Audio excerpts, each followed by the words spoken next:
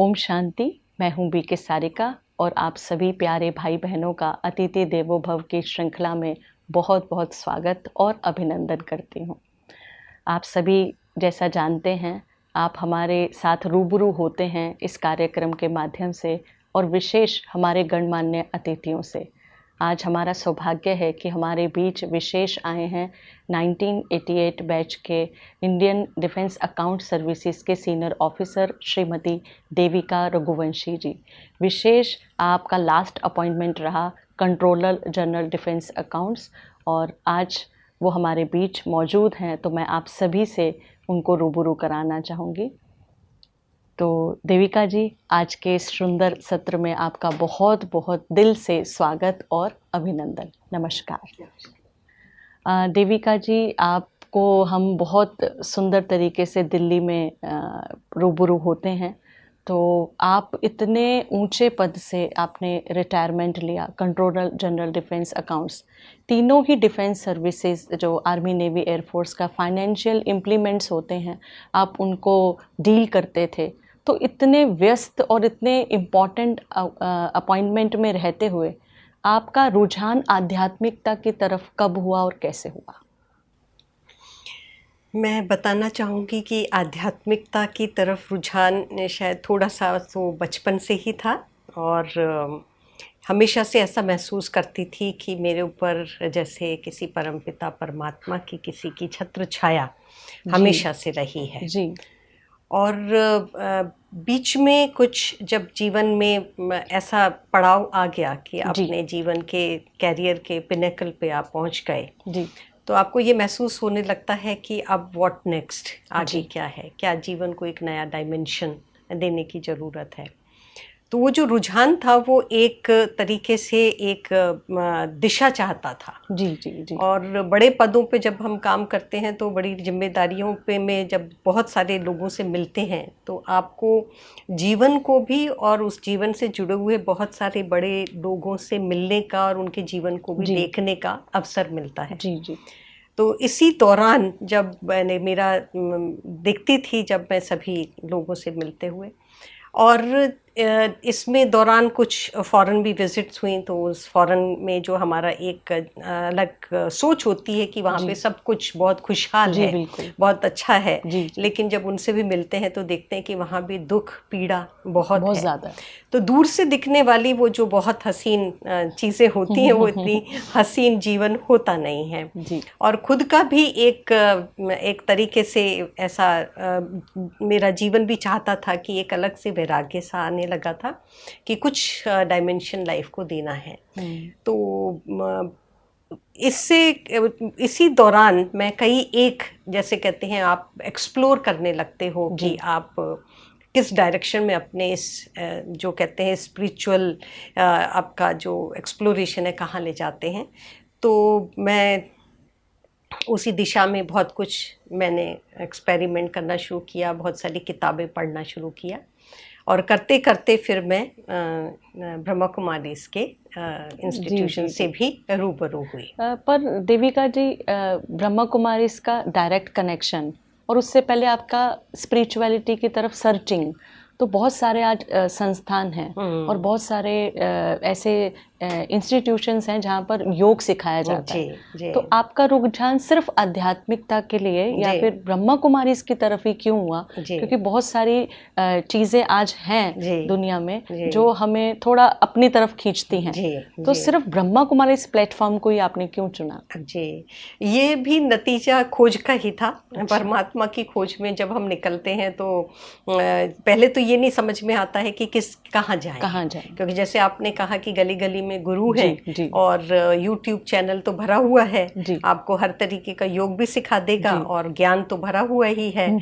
तो मैं वो सब मैंने किया, मैंने सब कुछ पढ़ा, बहुत सारी किताबें भी पढ़ी, लेकिन जितना जितना पढ़ती चली गई मैं उतना उतना ही दिमाग के अंदर प्रश्न भी उतने और भी ज़्यादा प्रश्न से मैं उलझती चली गई। जैसे और स्पेशली जैसे जब बहुत गीता को पढ़ा तब भी बहुत सारे प्रश्न थे और उनका जवाब मिल नहीं रहा था। और बाकी की भी जो धर्म की पुस्तकें हैं उनका भी काफ़ी अध्ययन किया, पढ़ा उनको, तो उससे भी कुछ जो परमात्मा की खोज में करना चाहती थी वहाँ नहीं पहुँच पा रही थी, प्रश्नों का जवाब नहीं मिल रहा था। तो उसी खोज में ही मैं ब्रह्मा कुमारीज़ के इंस्टीट्यूशन से भी जुड़ी कि चलिए यहाँ भी जाकर के देखते हैं कि यहाँ क्या काम हो रहा है। ये स्पेशली ऐसा लगता था कि ये श्वेत वस्त्रधारी महिलाएं जिनके चेहरे पे बहुत तेज है, और तो ये इसके क्या है, एक स्पेशलिटी है इस ऑर्गेनाइजेशन की कि ये मतलब क्या करते हैं। तो वो खोज ही मुझे यहाँ तक लेकर के आई, और ये कहिएगा कि वो खोज मेरी यहाँ आकर के ख़त्म हो गई। तो जो मुझे प्रश्नों के जवाब चाहिए थे वो सब यहाँ मिल गए, तो हमारी खोज बंद हो गई। यदि नहीं मिलते तो शायद ये खोज आज की डेट में और भी आगे चलती रहती। तो ये कहिएगा कि वो मैं खोज का हिस्सा बन गया ये ऑर्गेनाइजेशन, और जब क्योंकि यहाँ मेरा को पड़ाव मिल गया, मुझे अपने प्रश्नों के उत्तर मिल गए, तो फिर हम यहीं टिक गए। तो देविका जी, आपको कितना टाइम हुआ है इस ऑर्गेनाइजेशन से जुड़े हुए? मुझे 6 वर्ष हो गए हैं। दिसंबर 2018 में मैं पहुंची थी इस ऑर्गेनाइजेशन में। पहला मेरा इंटरेक्शन तभी हुआ और संपर्क में आई सेंटर पे, हमारा जो दिल्ली का आर के पुरम सेंटर है, वहीं पे मेरा काम शुरू हुआ। मेरी जो शिक्षा है, हम कहते हैं प्रजापिता ब्रह्मा कुमारी ईश्वरीय विश्वविद्यालय, तो मेरा एडमिशन इस विद्यालय में वहीं पे हुआ। तो जब 6 वर्ष पूर्व आप इस कनेक्शन में आए, स्पिरिचुअल कनेक्शन में ब्रह्मा कुमारी के, तो आप एक बहुत इम्पॉर्टेंट असाइनमेंट आपके पास था जी। तो आपको क्या ऐसा लगा कि आध्यात्मिकता वाकई में आपके प्रोफेशनल लाइफ में भी कहीं ना कहीं उन्होंने मदद किया, या स्पिरिचुअलिटी का वहाँ कुछ आपको हेल्प हुआ? तो आप कोई इंसिडेंट हमसे ज़रूर शेयर करें। बिल्कुल। ये जो खोज थी वो शुरू तो इस अपने पर्सनल लाइफ के लिए हुई थी कि मैं पर्सनल लाइफ में एक नया डायमेंशन देना चाहती थी कि शायद 55 साल की उम्र हो गई थी और ऐसा लग रहा था कि अब आगे जीवन मतलब इसी तरह चलता रहेगा क्या। अपने आप से ही क्वेश्चन पूछा। लेकिन जब मैं जुड़ी और इस ज्ञान से के द्वारा मेरे जीवन में बहुत परिवर्तन अपने आप आने लगे, तो मैंने देखा कि जो परिवर्तन मेरे पर्सनल लाइफ में, मेरे व्यवहार में, मेरी सोच में और मेरे जीवन के जो मेरी शेड्यूल होता था उसके अंदर आया, उसका एक्सटेंशन मेरे ऑफिस के जो मेरा सरकारी लाइफ थी उस पर भी बहुत फ़र्क पड़ा। बहुत ज़्यादा लाइफ एफिशिएंट हो गई और बहुत क्लैरिटी आ गई जीवन के अंदर। और सबसे बड़ी बात ये हुई कि जो मेरा व्यवहार इस ज्ञान में जुड़ने से पहले बहुत ज़्यादा, मैं कहूँगी, तीखा था और बहुत मुझे फायर ब्रांड ऑफिसर कहा जाता था कि बहुत ज़्यादा लोग डरते थे और पास में आने से भी बहुत डरते थे। और व्यवहार में तो वो सब मैंने देखा धीरे धीरे, वो जो शार्प एजेस थी मेरी पर्सनालिटी की, वो कहीं फाइलिंग उसकी होती चली गई। और जो काम मैं 5 घंटे में करती थी वो अब मेरे 2 घंटे में ही होने लगे। जो लोगों से सहयोग पहले बहुत थोड़ा सा मेहनत करके मिलता था, अब क्योंकि यहाँ बहुत पीसफुल वाइब्रेशंस मेरे से शायद निकलती होंगी या बहुत सौम्यता का व्यवहार हो गया था, तो लोग बाग ऑटोमेटिकली उनका व्यवहार और उनका जो कोऑपरेशन था वो मेरे को ऑटोमेटिकली आने लगा।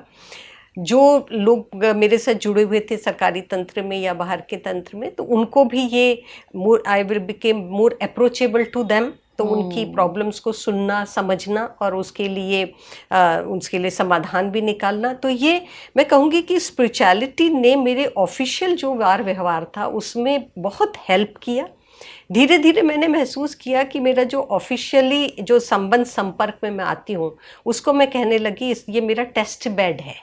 जैसे जब हम R&D करते हैं, रिसर्च एंड एनालिसिस में मैं 5 साल DRDO के साथ जुड़ी रही, तो वहाँ जब भी कोई इक्विपमेंट वगैरह बनाते हैं तो उसको पहले टेस्ट बेड पे रखते हैं कि भाई वो इतने माइल्स ऊपर जाएगा तो क्या वो टेस्ट करते हैं उस आर्टिफिशियल सिनेरियो बना करके कि वो मेरे लिए जो ऑफिशियली जो मेरी लाइफ थी पिछले 6 साल की, वो मेरा टेस्ट बेड बन गई कि अच्छा यहाँ पे सिखाया जाता है कि वो कि मुझे I am a peaceful soul, तो क्या मैं ऑफिस में actually I am as you know I am a peaceful soul or no I am not a peaceful soul and तो धीरे धीरे ये यात्रा इतनी इंटरेस्टिंग हो गई मेरी कि उस मेरे ऑफिशियली जो मेरा था संपर्क संबंध कार्य जो कॉम्प्लिकेटेड केसेस आना कुछ, उसमें मैं इसको सोचती थी कि अब इसको कैसे इम्प्लीमेंट किया जाए इस ज्ञान के थ्रू।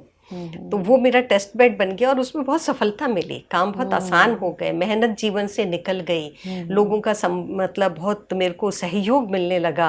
और जो लोग ऑफिस में आते थे मैं चाहती थी कि वो मुस्कुराते हुए आएं और मुस्कुराते हुए अपने घर जाएं, सभी लोग शांति से काम करें और शांति से ही घर पे वापस जाएं। वो सब मुझे इसी से मिला। तो मैं ये कहूँगी कि ओवरऑल ऐसा पर्टिकुलर इंसिडेंट तो हर दिन होते थे, लेकिन ये ओवरऑल जो एफिशिएंसी थी और मेरा ऑफिस का एनवायरनमेंट था उसको जिसे कहते हैं श्रेष्ठ बनाने में, एफिशिएंट बनाने में, मोर एक्यूरेट बनाने में स्पिरिचुअलिटी ने बहुत हेल्प की। जी जी जी। तो जब आपने आध्यात्मिकता के बारे में जाना ब्रह्म कुमारीज में आके, उसके बाद ये जो सिंपल लाइफ आपकी रही, फायर ब्रांड ऑफिसर से पीस ब्रांड ऑफिसर तक ये जो जर्नी रही, उसके बाद जो ऑफिस में जो भी आपसे मिलते थे तो इतना सिंप्लिसिटी आपके व्यवहार में और फिजिकल अपीयरेंस में भी ये सब देखकर, तो ब्रह्मा कुमारीज का उनके ऊपर कैसा इम्पैक्ट पड़ा होगा? जी जी, आप बताइए। एक तो पूछने लगे कि मतलब कि आप क्या कुछ करती हैं क्या, मतलब ये लोगों को, हाँ, उनको थोड़े से इंक्विजिटिव हो गए लोग बाग कि आप कुछ करती हैं। तो हमने बताया कि यस, हम राजयोगा मेडिटेशन की प्रैक्टिस कर रहे हैं। और दूसरा चीज़ हमने कहा कि हमको वो जहाँ वहाँ पे जो ज्ञान मिलता है, समझ मिलती है जीवन को जीने की, और हमारे जो जीने के वैल्यूज़ हैं, जो मूल्य हैं, उन पे वापस जैसे कहते हैं ना, जहाँ से हम हट गए हैं, थोड़े से इन प्रिंसिपल्स से हट गए हैं कि गुस्से से ही काम होता है, चिल्लाने से ही काम होता है, उनसे जो हट गए हैं, तो वो एक रीइंफोर्समेंट हो गया लोगों के लिए कि नहीं, शांति से भी काम होता है और ऑर्गेनाइज्ड तरीके से बहुत धैर्यता से भी काम हो सकता है। तो वो मतलब एक लोग बागों में जो मैंने देखा कि उसके बाद में वो इंक्विजिटिव हुए, पूछने लगे। धीरे धीरे मैंने भी उनको इंट्रोड्यूस किया अपने डिपार्टमेंट में, कुछ राजयोगा मेडिटेशन के ऐसे मैंने इंट्रोड्यूस किया लोगों को। बहुत सारे लोग जुड़े और उन्होंने भी अपने जीवन में परिवर्तन को महसूस किया, तो उसका काफ़ी बहुत पॉजिटिव इसका इम्पैक्ट पड़ा। तो देविका जी, हमारे माउंट आबू में पहली बार controller general defence accounts headquarters से इतने सारे ऑफिसर्स आए, ये फर्स्ट टाइम हुआ है। तो उसका पूरा श्रेय आपको जाता ही है, लेकिन आपने ये मिरेकल कैसे किया? हाँ, लोगों को थोड़ी सी ना शर्म होती है कि पता नहीं यदि हम किसी स्पिरिचुअलिटी से जुड़ेंगे तो पता नहीं समाज में कैसे माने जाएंगे। लोग उस तरीके से अपने आप को प्रोजेक्ट नहीं करना चाहते हैं। बहुत मतलब बड़े ताजुब की बात है, लेकिन जब आपका हेड ऑफ द डिपार्टमेंट खुद ही जुड़ गया, खुद ही इस बारे में बात करता है, खुद ही उसके प्रिंसिपल्स को फॉलो करता है, और बीच में बात, जैसे जब आप हेड ऑफ द डिपार्टमेंट होते हो तो ऑफिस के अंदर बहुत सारे फंक्शंस होते हैं, उसमें आपको बोलना पड़ता है, आपको, है ना। तो जब हम बोलते हैं तो उसमें आप थोड़ा सा मिक्स कर देते हो उस ज्ञान को। तो वो जब आप आगे बढ़ के करते हो तो बाकी लोगों से, जैसे मैंने पर्सनली उनसे सबसे फ़ोन पे बात करके कहा कि मैं आपको मतलब इनवाइट करती हूँ और आपका नाम भेजना चाहती हूँ, क्या आप आना चाहेंगे? तो शुरू में सबसे जब मैंने पर्सनली बात की तो थोड़ा सा हेजिटेशन था, लेकिन हमने कहा कि इसको एक आप एक्सप्लोर करो, आइए 4 दिन माउंट आबू में बिताइए, और कुछ नहीं तो छुट्टी मान के आइए। तो वो इस तरीके से, जैसे कहते हैं ना कि एक बहुत भारी भरकम प्रोजेक्ट ना दे करके उनको बहुत इजीली मैंने उनको कहा कि आप आइए, और वो तैयार हो गए। तो एक से एक तैयार होते चले गए, और जब आए तो उनको बहुत अच्छा लगा। तो पहला बैच जब आया तो उनको अच्छा लगा, तो उन्होंने बाकी के लोगों को भी कहा कि आप भी जाइए, कि बहुत अच्छा प्रोग्राम है और बहुत नई चीज़ें सीखने को मिलती हैं वहाँ पे। तो फिर तो काम करने की, मुझे मेहनत करने की ज़रूरत नहीं पड़ी, वो आपस में ही काम होता चला गया। और अब तो बहुत सारे डिपार्टमेंट के लोग हैं जो कि आना चाहते हैं, मेडिटेशन सीखना चाहते हैं। कई लोग मेरे पास में आए कि जब उनको हॉस्पिटल में थे, आईसीयू बेड में थे, ऑपरेशन हुआ था, ओपन हार्ट सर्जरी हुई या, तो वो कैसे ये राजयोगा मेडिटेशन में कि 5 दिन तक जब थे अकेले तो कैसे परमात्मा से वो कनेक्ट कर पाए। कई लोगों ने कहा कि जब वो डिपार्टमेंटल का एग्ज़ाम दे रहे थे तो उस समय में जब बहुत टेंशन थी तो कैसे इस मेडिटेशन ने उनको हेल्प किया। तो ये जब बेनिफिट का पता चलता है और वो एक दूसरे से from a word of mouth वो जो बात फैलती है, तो मेहनत नहीं हुई। बस पहले बैच के साथ ही थोड़ी सी मुझे पर्सनली बात करके उनको मोटिवेट करना पड़ा कि आप आइए। तो जब हमने कहा और हम सामने से हमने कहा हम भी आ रहे हैं, मैं भी उस बैच में थी, तो फिर वो आ गए। तो देविका जी, जब आपकी मीटिंग्स होती हैं, चाहे वो रक्षा मंत्रालय के साथ, चाहे वो गृह मंत्रालय के साथ, तो सभी मिनिस्टर्स आपके सामने होते हैं, तीनों चीफ्स आपके सामने होते हैं, तो उस समय आध्यात्मिकता ने आपको कैसा, ऐसा कौन सा बल दिया? क्योंकि जिस पद पर आप थे तो सबका एक नज़रें आपके तरफ होती हैं, क्योंकि आप तीनों के तीन फोर्सेस का फाइनेंशियल इम्प्लीमेंट्स जो भी हैं वो आप देखते हैं। तो जब सबकी नज़रें होती हैं तो उस समय कौन सी शक्ति या कौन सी हिम्मत आध्यात्मिकता ने आपको दी? आध्यात्मिकता आपको निर्भयता दे देती है जी। जब आप जैसे हम जानते हैं कि शरीर तो काम नहीं करता है, तो उसके अंदर बैठी हुई आत्मा काम करती है, वो जो एनर्जी है, वो जो शक्ति है। तो वो जब शक्ति के साथ में परमात्मा शक्ति मिल जाती है, जुड़ जाती है, और आप सत्यता के पार पे चल ही रहे हैं, आप जो बोल रहे हैं आपको मालूम है कि सत्य बोल रहे हैं, लेकिन सत्य थोड़ा सा कड़वा भी होता है। लेकिन जब आप बहुत निर्भीकता से और बहुत कन्विक्शन से आप जब बात करते हैं मीटिंग्स के अंदर, चाहे आप फिर अकेले ही हों, लेकिन वो जो आपकी सत्यता हो या आपकी निर्भीकता हो या जो बात आप सही कह रहे हैं, ऑब्स्टिकल ना बन करके आप एक सजेशन के तौर पे देते हैं और उसके पीछे सच्चाई होती है, तो वो थोड़े समय के लिए शायद बुरी लगती हो, लेकिन वो सामने वाले तक पहुंच जाती है। तो आध्यात्मिकता आपको बहुत ज़्यादा अंदर से कॉन्फिडेंस दे देती है कि आप किसी भी परिस्थिति में बिल्कुल डरते नहीं हैं, बिल्कुल डरते नहीं हैं, क्योंकि ऐसा लगता है जैसे कोई है जो मेरे साथ है, यू नो। तो वो चीज़ आध्यात्मिकता बहुत देती है, डिसीजन मेकिंग में बहुत देती है। आप बड़े बड़े डिसीजंस ले लेते हो बिना मतलब ये डरे हुए, वापस यू डोंट रिविजिट कि अच्छा कल ये बहुत बड़ा डिसीजन लिया था, वो सही होगा था या गलत, उसको रिविजिट करूँ, नहीं, बिल्कुल क्लैरिटी आ जाती है माइंड से। क्योंकि आध्यात्मिकता एक काम करती है कि हमारे यहाँ से क्लटर निकाल देती है जी, यहाँ से व्यर्थ चीज़ निकाल देती है, तो चीज़ें बहुत साफ दिखाई देने लगती हैं। और जब साफ दिखाई देने लगती हैं और आप एकदम ऐसे निर्णय देते हो जो बिल्कुल क्लियर हो, तो आपके साथ काम करने वालों को भी काम करने का बड़ा मज़ा आता है, क्योंकि उनको ये लगता है कि अब जो डिसीजन हो गया ना वो फाइनल है, एंड जो उसने डिसीजन लिया है वह पूरी तरीके से उसको जिम्मेदारी से उसकी रिस्पॉन्सिबिलिटी भी ले रहा है। जी जी जी। पर यदि आप थोड़े से फिकल माइंडेड हो, आप कभी डिसीजन लेते हो फिर उसको कैंसिल कर देते हो या डाइल्यूट कर देते हो, एक दिन लेते हो, दूसरे दिन फाइल मंगा करके उसको फिर कुछ और डिसीजन देते हो, तो लोग बाग जो आपके नीचे काम करने वाले होते हैं बहुत आपको माइन्यूटली देखते हैं जी, जी। तो फिर वो भी डरते हैं आपके डिसीजन के ऊपर काम करने में कि 2 दिन बाद ये बदल गया तो इसके ऊपर हमारी जिम्मेदारी वापस आ जाएगी। लेकिन जी। जब आध्यात्मिकता साथ में होती है ना, तो ये पेन चलाने में बहुत ज़्यादा मतलब बहुत निर्भीकता, बहुत आत्मविश्वास, बहुत क्लैरिटी, और life become simple for yourself and for the people with whom we work. Yes yes, तो ये फ़र्क पड़ जाता है। बहुत सुंदर। तो देविका जी, हम आपसे यही पूछना चाहेंगे कि अभी फ्यूचर में, आपके भविष्य में आप इस यात्रा को कैसे आगे लेकर जाएंगी जी। और भविष्य में कैसे आप और चीज़ों को इसको आगे बढ़ाएंगे जी। अभी तक तो ये था कि रूटीन हमारा 19-20 घंटे का होता था, ये सुबह जल्दी उठ करके 3:30 बजे उठना, और जो हमारे प्रिंसिपल्स हैं वो सभी फॉलो करती थी और उसका बेनिफिट भी दिखता था। तो आराम शायद बहुत ज़्यादा जीवन में बहुत हेक्टिक थोड़ा सा हो गया था, तो हेल्थ को देख नहीं पाती थी, तो थोड़ा सा अभी उसके ऊपर भी ध्यान रखना है, उसको साथ में लेकर के। और अब मुझे लगता है कि क्योंकि अब थोड़ा सा फ्री टाइम है, तो अभी तक तो सिर्फ डिपार्टमेंट के लेवल तक ही मैंने लोगों को जोड़ने का कोशिश किया कि लोगों को बताया जाए कि आप आइए, ये एक ऐसी टेक्निक है जिससे कि आप अपना भला कर सकते हैं, और आप बिना बोले भी आपके अपने जो वाइब्रेशंस हैं उससे वातावरण को बहुत परिवर्तित कर सकते हैं। तो ये जो मैसेज है, मैं चाह रही थी कि अब अपने डिपार्टमेंट से बियॉन्ड माय डिपार्टमेंट मैं जाऊं, लोगों से मिलूं और उनको ये जोड़ने की कोशिश करूं। तो अब जितना भी समय है जीवन का, उसमें इसी को आगे बढ़ाना है और ज़्यादा समय देना है।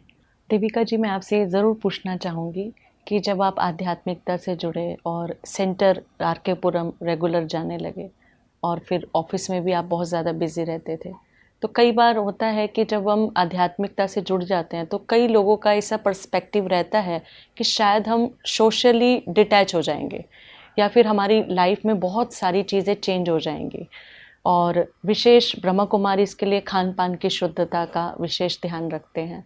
तो आपने ऑफिस में रहते हुए और सारी मीटिंग्स, आपकी इम्पॉर्टेंट मीटिंग्स होती हैं, सब अटेंड करते हुए कैसे आपने इस धारणा को भी फॉलो किया? जी, कई बार जब आध्यात्मिकता की बात करते हैं तो ये सबसे बड़ा जो लोगों का पर्सपेक्टिव बना हुआ है कि वो परिवार से अलग दूर हो जाएंगे, या सामाजिक कार्यक्रम में शामिल हो पाएंगे या नहीं हो पाएंगे, या जैसे कि मतलब परिवार से छूट जाएंगे या अलग हो जाएंगे।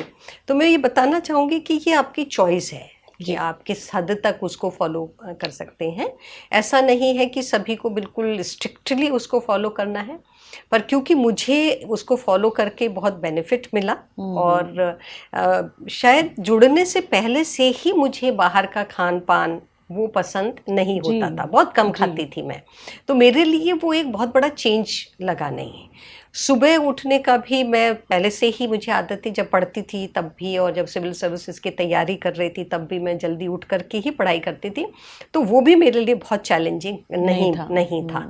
जो सबसे ज़्यादा चैलेंजिंग था वो सुबह के समय में वो 1 घंटा सेंटर पे निकालने के लिए उसको एडजस्ट करना। लेकिन मैंने देखा है कि जब आप एक किसी चीज़ के लिए निश्चय कर लेते हैं तो सब कुछ एडजस्ट हो जाता है, उसके रहते मैं कर पाई। और एक्सेप्टेबिलिटी का मैं आपको एक इंसिडेंट सुनाती हूँ कि एक डिपार्टमेंट का एक बहुत इम्पॉर्टेंट फंक्शन था, और हम ऐसे लंच पे बैठे हुए थे जिसमें हमारे मिनिस्ट्री के मिनिस्टर सर भी बैठे हुए थे, और सभी तीनों चीफ भी थे, और डिपार्टमेंट के और बड़े भी हेड बैठे हुए थे, दूसरे डिपार्टमेंट के हेड भी थे। तो जब खाने की थाली मेरे सामने आई तो वो मंगलवार का दिन था जब प्रोग्राम हुआ था, तो हमने थाली एक्सेप्ट करने से मना किया कि हम बाहर का नहीं खाते, तो हमने कहा हमें मत दीजिए। तो उन्होंने, तो मंत्री जी ने पूछा कि क्यों, क्या हुआ, आप मंगलवार का फास्ट रखती हैं? तो बट इतने में ही जो हमारे सामने चीफ बैठे हुए थे वो जानते थे कि मैं ब्रह्मा कुमारी से जुड़ी हुई हूँ। तो उन्होंने कहा मिनिस्टर सर को कि नहीं सर, ये ब्रह्मा कुमारी हैं, बाहर का खाना नहीं खाएंगी। तो मतलब उन्होंने बहुत मुस्कुराते हुए पूछा, तो अच्छा फिर आप क्या करती हैं, मतलब बाहर का बिल्कुल नहीं खाती हैं? तो मैंने कहा कि नहीं सर, घर में भी मैं खुद ही बना के खाती हूँ, मेड वगैरह से बनवा के नहीं खाती हूँ। तो कहते हैं कि अच्छा आप खुद बनाती हैं, तो ये तो बहुत बड़ी बात है। मैंने कहा कि हाँ सर। तो कहते हैं कि आपके क्या 2 किचन हैं? मैंने कहा नहीं, 2 किचन नहीं, एक ही किचन है। तो बोलते हैं बाकी घर वालों के लिए? हमने कहा हम ही बनाते हैं। तो फिर वो कहने लगे कि आपको इतना समय मिल जाता है? हमने कहा हाँ सर, समय मिल जाता है, क्योंकि जीवन में इतनी व्यवस्था आ जाती है आध्यात्म को फॉलो करने से, और जीवन में कि वो मेरे लिए आसान हो जाता है। तो वो बहुत खुश हुए, बल्कि हाँ, कि हम सोचते हैं कि शायद उनको बुरा लगेगा कि साथ में बैठ करके आप खा नहीं रहे हैं, लेकिन मैंने देखा कि जहाँ जो भी थे उस मीटिंग के, उस डाइनिंग टेबल के ऊपर वरिष्ठ अधिकारी, उन सभी ने बहुत इस बात को अप्रिशिएट भी किया कि हाँ, आज भी ऐसे लोग हैं जो थोड़े प्रिंसिपल्स पे जीवन जीते हैं। बिल्कुल उनको बुरा नहीं लगा, और बाद में इनफैक्ट जब भी कभी मुलाकात होती थी तो वो खुद ही कह देते थे कि ये बाहर का नहीं खाती हैं। तो इस तरीके से आपको लोग बाग एक्सेप्ट कर लेते हैं जैसे आप होते हो। द ओनली थिंग इज कि आप में बहुत सच्चाई होनी चाहिए। आप ये नहीं हो कि आज इस मीटिंग में तो आपने नहीं खाया, लेकिन दूसरी मीटिंग में रसगुल्ले दिखे तो खा लिए। तो वो आपके अंदर वो यदि सत्यता हो जीवन जीने की, तो लोग बाग आपको बहुत प्यार से आपको एक्सेप्ट कर लेते हैं। तो ये चैलेंज थोड़ा समय रहता है जब तक कि, पर ये बात सब डिपेंड करता है कि आप कितने अपने दृढ़ हैं, अपने दृढ़ता में हैं। ब्रह्मा कुमारी इसमें कहते हैं कि एक कदम आपका और 1000 कदम खुद आके। तो आपने वो एक कदम जो बहुत स्ट्रांगली और बोल्डली आगे बढ़ाया, तो उसमें फिर परमात्मा ने आपको बहुत सुंदर मदद भी की। ये उसका ज़रूर बहुत बड़ा एग्जाम्पल है। नहीं तो इस प्रकार की मीटिंग्स में तो हर कोई में निर्भरता की इतनी शक्ति नहीं होती कि आप वहाँ पर मना कर सकें। बिल्कुल आप सही कह रहे हैं। लेकिन वो अध्यात्म आपको इतनी शक्ति दे देता है कि आप मना कर सकते हैं, क्योंकि अंदर का कन्विक्शन इतना स्ट्रांग होता है और सामने वाले भी पढ़ लेते हैं आपको, आप कौन हैं, आप क्या हैं, तो उससे फ़र्क पड़ जाता है। तो देविका जी, आज वर्तमान में जो भी सेंटर्स पर आ रहे हैं या हमारे हेडक्वार्टर माउंट आबू में भी आते हैं, तो मैक्सिमम लोग यही चाहते हैं कि हमें मेडिटेशन क्विक सिखा दीजिए, आप मेडिटेशन सिखा दीजिए। मतलब वो यहाँ जो आध्यात्मिकता का ज्ञान जिसको मुरली कहते हैं जी, उसके लिए वो कहते हैं कि हमारे पास समय नहीं है। लेकिन विशेष जैसे आपने अपनी बातों में बताया कि जो मॉर्निंग का 1 घंटा आप सेंटर पर विशेष उस आध्यात्मिक वर्शंस जो सुनाए जाते हैं उनके लिए देते थे, तो वो आपने सुबह रेगुलरली 6 इयर्स आपने वो टाइम दिया और आज भी आप रेगुलर सेंटर पर जाते हैं। तो आज तो इजी है क्योंकि आज आप ने उस पोस्ट से रिटायरमेंट लिया है, बट पहले आप कैसे, ये ऑफिस भी जाना है, भोजन भी आप खुद प्रिपेयर कर रहे हैं, तो ये कैसे आपने करके दिखाया? बस वही जीवन बहुत व्यवस्थित हो जाता है जैसे मैंने बताया, और क्योंकि जीवन से व्यर्थ निकल जाता है कि व्यर्थ के संबंध निकल जाते हैं, व्यर्थ का व्हाट्सएप निकल जाता है, व्यर्थ की ग्रुप चैट निकल जाती हैं आपको। तो जब समय तो हम सबके पास उतना ही रहता है। उसी समय में देखिए गांधी जी ने देश को आज़ाद करवा दिया और तो वही है कि हम अपने समय को बहुत एफिशिएंटली यूज़ कर पाते हैं। नहीं, ये आपने बहुत अच्छा बताया कि जो व्हाट्सएप और चैट्स का क्योंकि मॉर्निंग में आज सुबह उठते ही सबसे पहले लोग व्हाट्सएप और चैट्स पे अपना कितना टाइम स्पेंड कर देते हैं। डिपेंडेंसी आपके जीवन में खत्म हो जाती है। हाँ, जब आप आध्यात्म से जुड़ते हैं तो आप फिर इतने ज़्यादा अपने आप में मतलब उस परमात्मा की शक्ति में ही आपको इतनी मिलती है कि फिर शायद आपको जीवन में और कुछ नहीं चाहिए। क्योंकि क्या होता है कि जीवन में हम अंदर से खाली जब होते हैं तो उसको हम भरते हैं। यदि हम खाना ज़्यादा खा रहे हैं, इसका मतलब अंदर की कमी को खाने से भर रहे हैं, तो कुछ खाने से भरते हैं, कुछ बहुत एंटरटेनमेंट कर देखते हैं कि नहीं ऑफिस से आने के बाद मुझे 2-3 घंटा तो एंटरटेनमेंट चाहिए। 2-3 घंटा एंटरटेनमेंट का मतलब ये कि आपका जो अंदर का खालीपन है, आत्मा अंदर से थोड़ी कुछ प्यासी है, कुछ और भरना चाहती है, पर वो उसको एंटरटेनमेंट से भर लेती है। इसी तरीके से दोस्ती है, सोशल लाइफ, बहुत ज़्यादा एक्सेसिव सोशल लाइफ है, या वो सब जो है वो एक इंडिकेशन होता है कि आत्मा अंदर से आपको उसको और कुछ बहुत हायर एलिवेटेड चीज़ चाहिए, लेकिन क्योंकि उस तरफ जाने से या तो डरता है इंसान या उसको वो मार्ग दिशा नहीं मिलती है, तो ये सब चीज़ों से वो अपने आप को भरता है। देविका जी, आज आपसे मिलकर हमें बहुत बहुत खुशी हुई और आपने बहुत ही ऐसी बातें हम सबसे शेयर की, हमारे ऑडियंस से भी शेयर की कि कैसे आप इतने इम्पॉर्टेंट पोस्ट पर रहते हुए आपने समय दिया, विशेष सेंटर पर रेगुलर आप हुए। दूसरा, इम्पॉर्टेंट मीटिंग्स में भी आपने अपनी धारणा, जो वेजिटेरियन की धारणा है या फिर हाथ से भोजन बनाने की धारणा है, उसको भी करके दिखाया। और विशेष कि फौज में आज आध्यात्मिकता का कितना बड़ा रोल है, ये आपने उस प्रोफेशन पर रहकर कर दिखाया। ये तो बहुत ही बड़ी बात है और परमात्मा ने आपका भरपूर साथ दिया। बहुत सुंदर, आपका बहुत बहुत दिल से शुक्रिया, धन्यवाद। Thank you. ओम शांति। आप सभी हमारे इस कार्यक्रम का आनंद ले रहे थे। अतिथि देवो भव। अगली बार हम एक नए मेहमान के साथ आपसे फिर से रूबरू होंगे। तब तक के लिए ओम शांति। आपका भी बहुत बहुत धन्यवाद। आप सभी देविका जी के इस आध्यात्मिक यात्रा से, इस सुंदर जीवन शैली से ज़रूर एक शिक्षा ले सकते हैं। आपके नज़दीक में ही ब्रह्मा कुमारीज़ के सेवा केंद्र हैं। आप उनका पता और उनका एड्रेस जो है गूगल से ले सकते हैं। ज़रूर आप अपने निकट के सेवा केंद्र पर जाएं और अपने जीवन में खोई हुई शांति और खुशी को ज़रूर लेकर आएं। ओम शांति।